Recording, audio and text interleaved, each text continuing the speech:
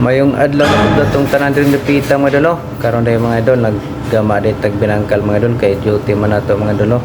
Bisag uwan or bagyo rong panahon na mga idol, duty gihapon ta mga idol kay saon man mga idol nga naman tay mga utang mga idol.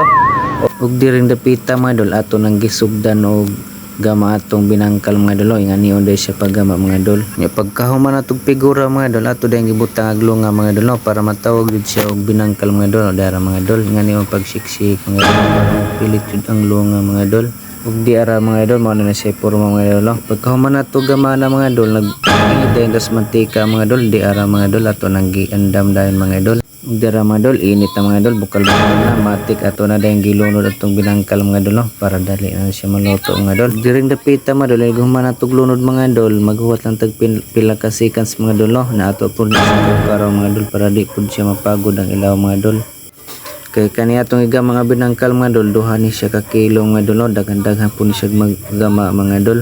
Pag human sa pila ka segundo mga idol ato na siyang balihon mga idol para mapantay ang pagkaluto mga idol.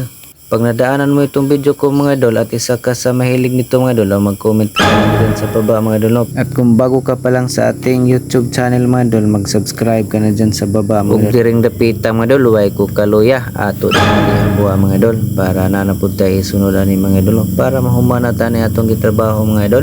At sana magustuhan nyo itong ginawa ko mga idol at ang gustuhan mo mga idol share lang po mga idol at mag-comment lang kayo sa baba mga idol at wag mong kalimutan mag-subscribe